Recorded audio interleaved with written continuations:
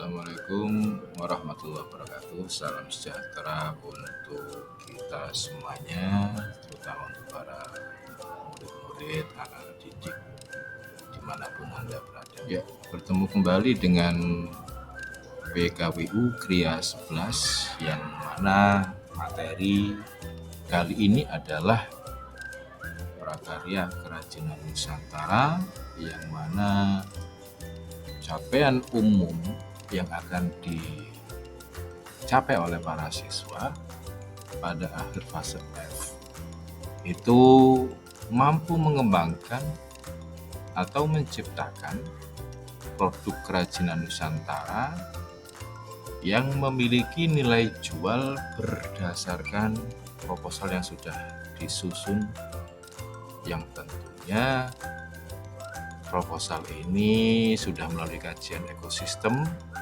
kajian ilmiah, analisis kebutuhan atau kelayakan pasar.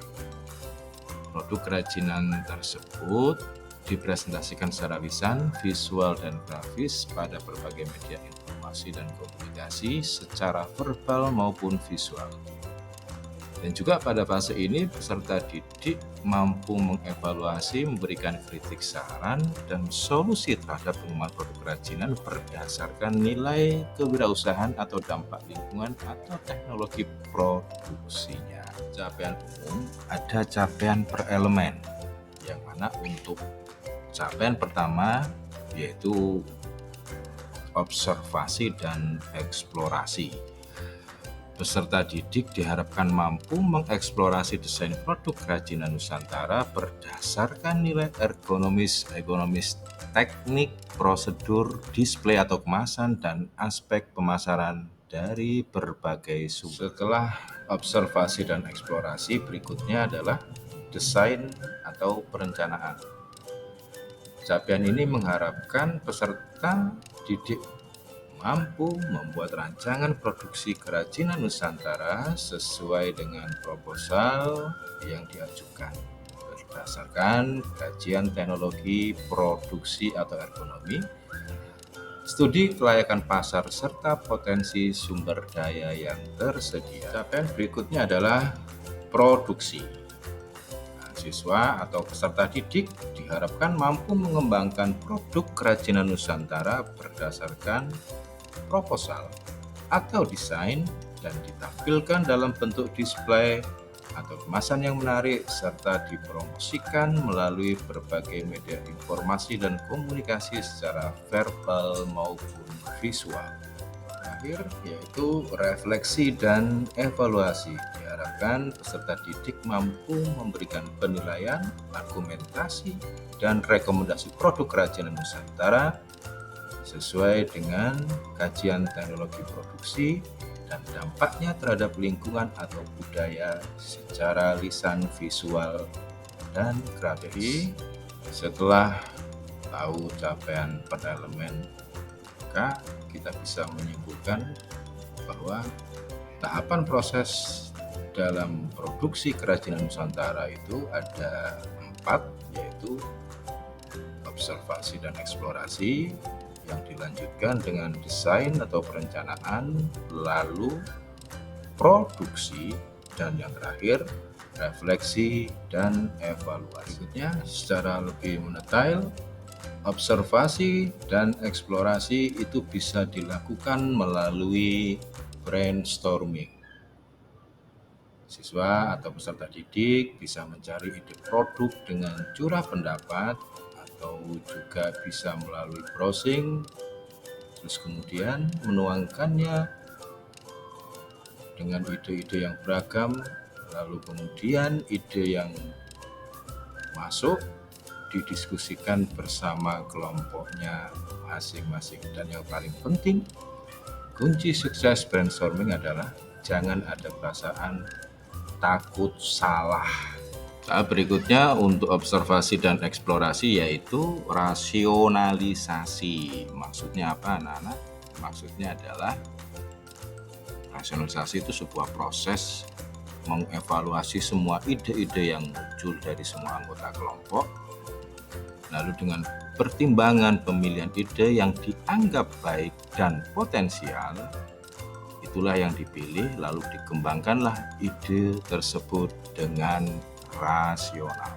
Tahap berikutnya untuk capaian elemen desain atau perencanaan yaitu membuat sketsa produk.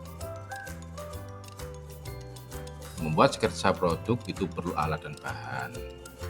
Silakan disiapkan alat tulis, pensil, pulpen, dan kertasnya. Lalu kemudian setelah sketsa itu selesai, silahkan kemudian siap-siap untuk mendigitalisasi. Nah, banyak sekali aplikasi-aplikasi yang tersedia di online yang berbasis artificial intelligence yang bisa digunakan oleh peserta didik, diantaranya PicsArt, Canva, OpenArt.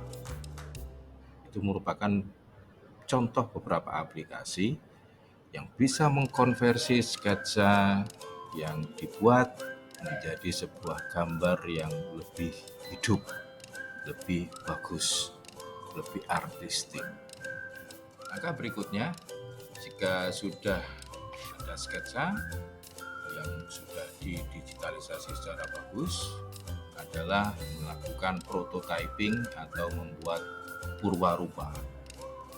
Sketsa yang sebelumnya hanya digambarkan pada bidang datar atau 2 dimensi, selanjutnya bisa dilakukan dikonversi menjadi format 3 dimensi dengan studi model. Studi model ini dilakukan dengan material yang sebenarnya, bisa dari kardus, bisa dari kertas koran, atau apapun bahan yang bisa dijadikan sebagai bahan untuk purwarupa atau prototype. Alat yang biasa digunakan dalam pembuatan studi model itu biasanya gunting, cutter, lem, selotip, dan lain-lain, sesuai dengan rencana kelompok masing-masing. Berikutnya, tahap produksi. Tahap produksi itu ada 4 fase, yaitu fase pembahanan, fase pembentukan, fase perakitan, dan yang terakhir finishing. Di sini prototipe yang sudah dibuat mulai betul-betul diimplementasikan menjadi produk jadi. Tahap pembahanan atau fase pembahanan adalah satu proses penyiapan bahan baku agar siap dibentuk sesuai dengan sketsa yang sudah siap dijadikan prototipe yang kemudian betul-betul dieksekusi menjadi sebuah produk jadi. Meskipun tidak semua bahan baku siap diproses, seringkali dibutuhkan upaya persiapan.